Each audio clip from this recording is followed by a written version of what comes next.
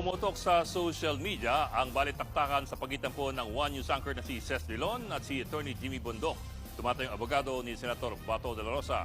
Ang ugat ng diskusyon, ang pag-iit ni Attorney Bundok na sa kanilang mga abogado na lamang i-serve ang arrest warrant ni Bato dahil ito raw ang nasa proseso. Pakinggan po natin. We are just waiting for the government authorities to serve us personal service po nung warrant, and also we po await. kung wala na nga, missing na nga si Senator, paano isi-serve? That is the purpose of the lawyers, ma'am. We are his legal counsel. Ma'am, I hope you don't ridicule us, ma'am. No, we're doing our best to I'm be not. You're earnest saying with you want the government to personally serve, but Yes. he ran To away. us. He ran away. Abogado po kami. Abogado naman kami. Pwede naman po sa amin. And then, ano pong gagawin ninyo pag na-serve na sa inyo? Then we will follow You'll produce accordingly. him? You will produce your client? Well, I can't assure that because I'm not Bato, but we will, of course, definitely serve the warrant on our client. Kasi po, ayaw nilang sundan yung sistema. Okay, They're not so following the law that they're invoking.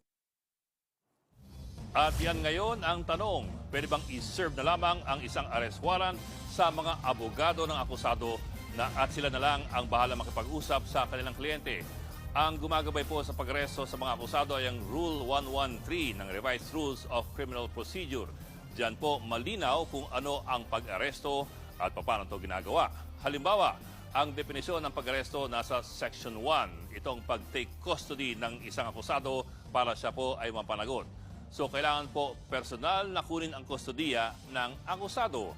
Sa Section 7 naman, nakalagay kung paano ginagawa ang pag-serve ng arrest warrant. Kailangan sabihin ng arresting officer sa akusado na mayroong warrant of arrest siya at ano ang dahilan nito. Pero may exemption po yan. Kung biglang tumakbo ang akusado bago pa man siya mabasahan ng warrant, na-waive na niya ang kanyang karapatan dyan. Pero ito pa, ayon din sa Section 7, hindi kailangang dala-dala ng arresting officer ang mismong warrant sa mga oras na yon. The officer need not have the warrant in his possession at the time of the arrest. Ayon po yan sa rule na ito. But after the arrest, if the accused so requires, the warrant shall be shown to him. Wala po sa Rules of Criminal Procedure ang anumang patakaran na pwedeng i-serve sa abogado ang arrest warrant dahil ito nga ay paghuli dapat sa isang akusado. Kailan pwedeng pumasok yung akusado? Kailan bali pwedeng pumasok ang abogado? Ang abogado maaaring mag-coordinate o mag-arrange ng pag-surrender ng akusado o di kaya maaari siyang bigyan ng tinatawag na informational copy ng nasabing arrest warrant.